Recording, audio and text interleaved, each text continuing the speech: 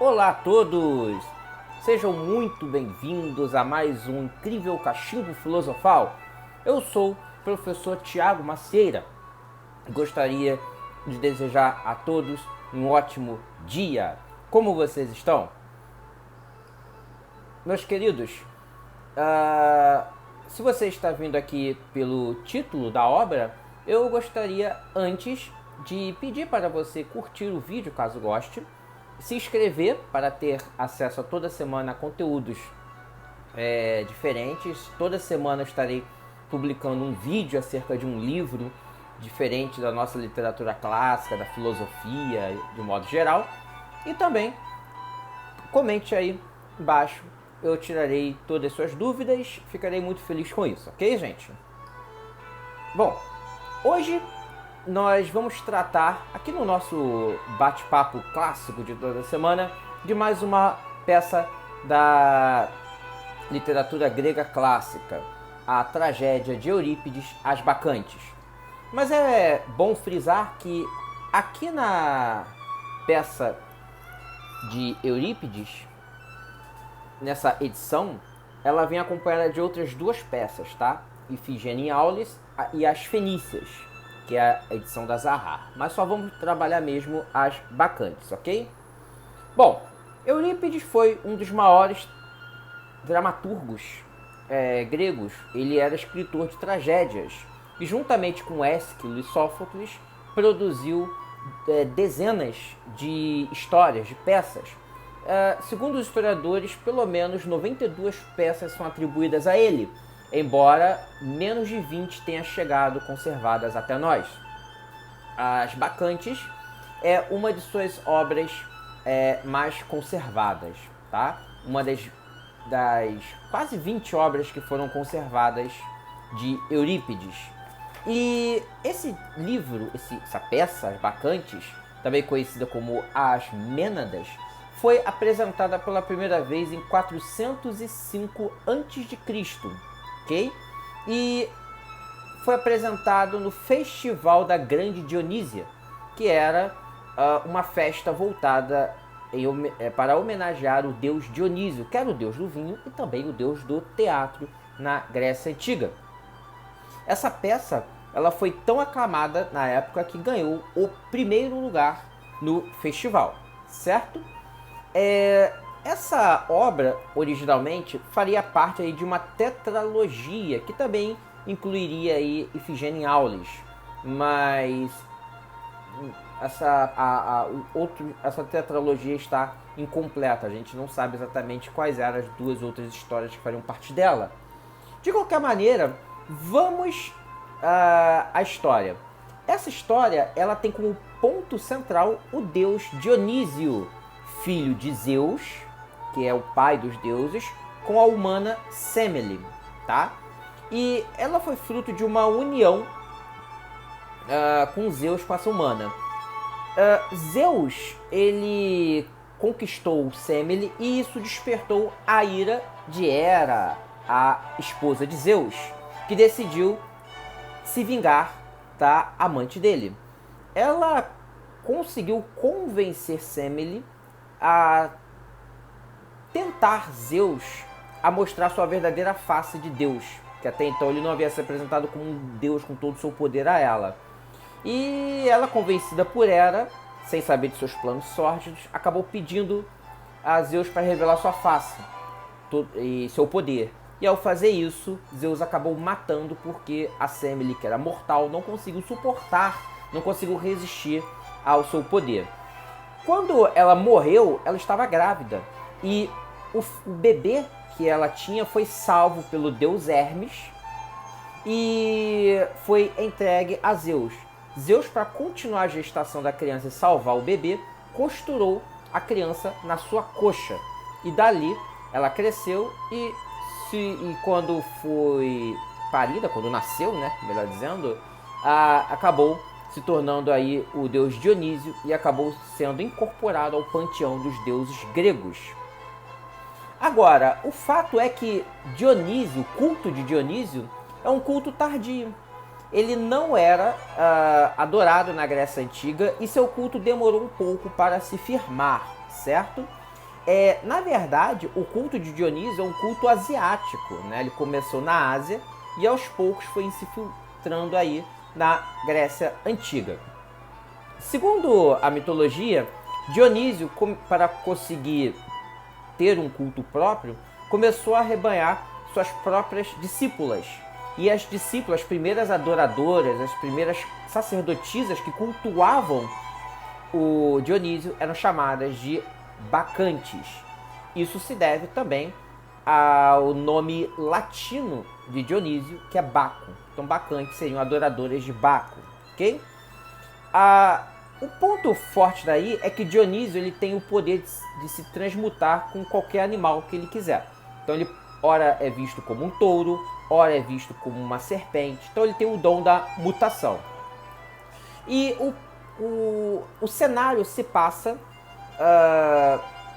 na cidade de Atenas, onde o rei de Atenas, Penteu, está proibindo o culto de Dionísio. Penteu era parente de Semele e a própria família de Semele estava ali meio dividida. As irmãs até queriam adorar Dionísio como deus, né? Mas o Penteu, que era, se eu não me engano, acho que era filho de Semele, ou descendente, ou neto de Semele, ela não queria, ele estava disposto a acabar com o culto de Dionísio em Atenas. E quando ele nota que alguns cidadãos de Atenas estão adorando Dionísio, estão participando dos rituais de Baco, ele decreta a proibição do culto. Então, em um certo momento da história, os guardas trazem Dionísio para o Penteu, mas logicamente Dionísio estava disfarçado de sacerdote. E ele era o sacerdote do culto das Mênades asiáticas. Penteu interroga para que este, Dionísio, pudesse revelar os segredos desse culto. E ele acaba negando, acaba dizendo que não pode revelar os segredos desse culto, que disfarçadamente era um culto de Dionísio, mas Penteu não sabia. Então ele é mandado para a prisão. O Dionísio, disfarçado de sacerdote, é mandado para a prisão, revelando aí o autoritarismo do rei de Atenas. Na prisão, Dionísio convoca um terremoto que destrói parte da cidade, e após o terremoto vem um incêndio que queima tudo. E nesse momento, enquanto a destruição está tomando conta da cidade e o rei Penteu não sabe o que está acontecendo, ele está ali mergulhado numa espécie de depressão pela destruição que foi causada na cidade. Eis que aparece um novo ato, onde um pastor das montanhas aparece e testemunha o culto de Dionísio que está acontecendo no Monte Citeron. Nesse monte está rolando lá uma festa em homenagem ao Dionísio, onde várias mulheres estão participando. E segundo o testemunho desse pastor, olha só, as mulheres estão com serpentes nos cabelos para homenagear Dionísio, elas estão amamentando lobos e gazelas selvagens. Ele também testemunha que do solo está brotando água, mel, leite, vinho, né? E essas manifestações totalmente antinaturais, né, surpreende o Penteu, que fica querendo saber o que está acontecendo. Ele quer testemunhar então aquele ritual. Ele acredita que ali está acontecendo de fato o segredo que ele tanto buscava e não conseguiu ao tentar interrogar o sacerdote Dionísio, que está preso, né? Mas tudo isso faz parte do plano aí de Dionísio. E o pior de tudo, as irmãs e a mãe de Penteu estão lá no Monte Citeron adorando o Dionísio. Elas que são as bacantes, que é o título da obra.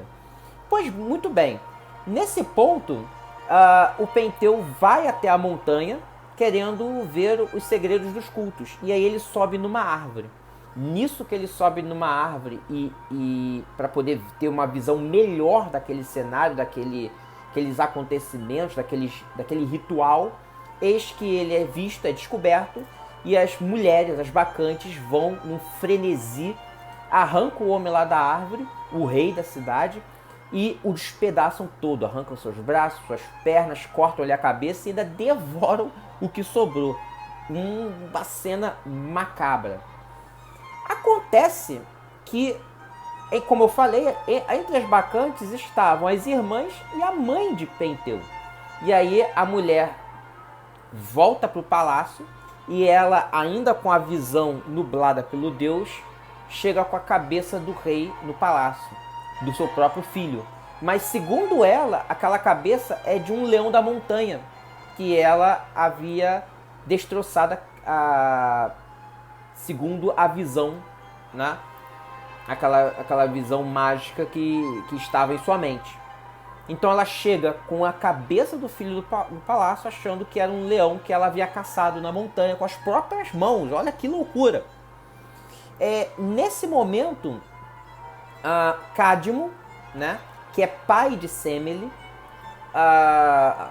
ou seja, seria no caso o avô de Dionísio, se torna ali o novo governante da cidade e ele manda por exílio as bacantes, manda por exílio a Agave e as irmãs de Semele, né, por conta daquele regicídio, por conta daquela tragédia toda. E Dionísio acaba castigando Cadmo e sua esposa Harmonia pelo ato. Ele transforma a ambas em serpentes. E assim acaba a história. Nossa, que tragédia, né? Esse deus Dionísio, ele realmente ou ele é muito mau, ou ele é muito vaidoso, né? Porque ele se vingou da sua própria família que havia tentado proibir ali o culto na cidade. Quais são os pontos básicos para serem observados aqui? Primeiramente, o Dionísio é o ponto central da peça. É ele, o deus do vinho e do teatro, que rege a ação. É ele o protagonista, é ele que provoca todas as ações da peça. Segundo, aqui nessa história nós vemos uma analogia à invasão da religião de Dionísio na Grécia. Como eu falei, ela era uma religião estrangeira, originária da Ásia. Então ela chegou posteriormente à Grécia. E essa história, ela retrata como esse culto acabou chegando na Grécia aí de maneira tardia. E por isso houve muita oposição em algumas cidades, como em Atenas, segundo a peça de Eurípides. O terceiro ponto aqui é que os gregos, eles viviam numa época em que essas festas regadas a muito vinho e muitas relações carnais, por assim dizer, eram permitidas e até estimuladas, e fazia parte aí do ritual de Dionísio, né? Tanto que o rei Penteu, ele simboliza aí uma ala mais tradicionalista da religião grega, que queria ser contrária a essa bebedeira aí e a essas relações carnais que acontecia aí dentro do ritual de Dionísio. Outro ponto da história é sua motivação. A história, ela é uma história que retrata vingança e fanatismo religioso. Ela retrata a vingança do deus Dionísio contra a família da sua mãe, que o rejeitou, né? Principalmente o rei de Atenas, e também mostra aí o fanatismo religioso, né, presente, já que de um lado nós temos um tradicionalista querendo proibir o culto, e do outro nós temos as bacantes que acabaram provocando a morte do próprio rei da cidade. E, por último, é válido destacar o poder feminino que Eurípides concede às bacantes. Ele tinha muito zelo pela figura feminina, porque a figura feminina é o que dá a vida. Ela tem o dom de gerar crianças, gerar vida, de amamentar suas crias. E as bacantes aqui não são diferentes. Elas geram a vida, elas fazem brotar água, elas fazem brotar vinho da terra, elas amamentam gazelas selvagens, elas têm o poder da vida. E Eurípides eleva tanto este poder das mulheres que elas também acabam sendo centrais aí para a tragédia, para o acontecimento da tragédia, porque elas são as responsáveis também pela morte do rei de Atenas.